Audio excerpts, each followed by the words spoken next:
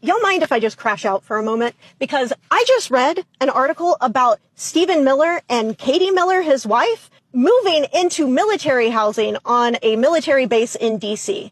And I'm going to be honest, as a military spouse myself, this really pissed me off, especially because the specific base that they moved on to has such limited housing availability for the service members stationed there that military families regularly end up stuck on wait lists there for 18 months at a time. 18 months, during which time they're still expected to be there and be working. So these military families end up staying in a single cheap motel room with their children for 18 months, a year and a half, none of which, by the way, that you get reimbursed for, of course. Hence why they have to go with a really cheap motel room, because those costs add up real fast. So while military families are effectively homeless, on top of enlisted members not making all that much money in the first place and not getting paid right now, we're fine apparently with letting them be homeless so that all of the millionaires in the Trump administration, so that they can stay in the subsidized housing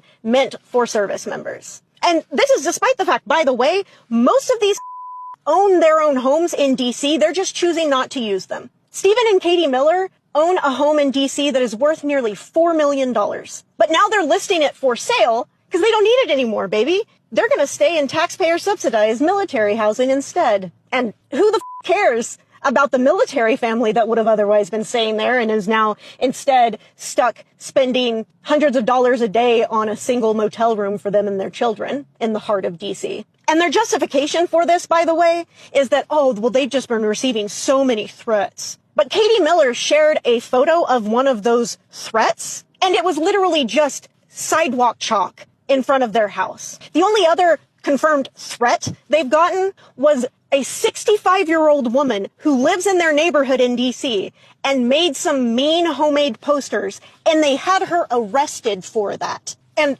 I know they think they're being real clever with this whole moving on to military bases, but I got bad news for y'all, Stephen and Katie. Moving on to a military base doesn't actually shield you from public criticism. It might stop civilians, certainly, from being able to go sidewalk chalk in front of your house, but some of us have actual military IDs. Some of us can actually get onto military bases and would love nothing more than to tell you to your face what the I think of you stealing housing from military families that deserve it. Even more so, I would love nothing more than have the opportunity to say to Stephen's face what the I think of him terrorizing immigrants and weaponizing ICE against every person in this country.